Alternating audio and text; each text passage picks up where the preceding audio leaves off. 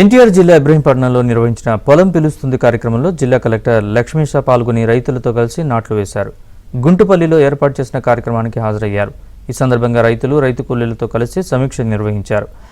20-30 వేలతో పంటలు వేసి ₹1,00,000 ఆదాయం వచ్చేలా పండించాలని సూచనలు చేశారు. శాస్త్రవేత్తల పరిశోధనలు కింది స్థాయిలో అమలు కావడం లేదన్నారు. నేను 20,000 పెట్టి పంటలు వేస్తే 30,000 పెట్టి పంటలు వేస్తే మినిమం ₹1,00,000 ఆదాయం వచ్చేలా ఉండాలి. అప్పుడే రైతు రాజులా బతకగలుగుతాడు. దానికి కంపల్సరీ ఎక్కువ సపోర్ట్ కూడా ఇవ్వడం జరుగుతుంది. ఓకే, దయచేసి అదే ఒకసారి చూసుకోండి.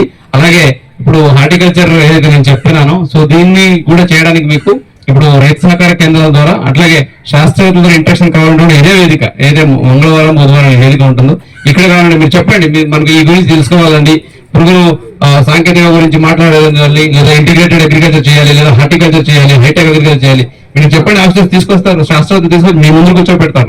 డైరెక్ట్ గా మాట్లాడిన వాళ్ళతో చెప్పండి మీ సమస్యలు ఏమున్నాయి, మీరు ఏం చేయాలనుకుంటున్నారు చెప్పండి. సో ఎందుకంటే వాళ్ళు నేను చెప్పాను కదా, శాస్త్రవేత్తలు అక్కడ ల్యాబ్ లోనే ఉంటున్నారు. ల్యాబ్ లో చేసిన ఆవిష్కరణలు అక్కడే ఉండిపోతున్నాయి, బయటికి రావట్లేదు. ఎందుకంటే ఆ బ్రిడ్జ్ లేదు.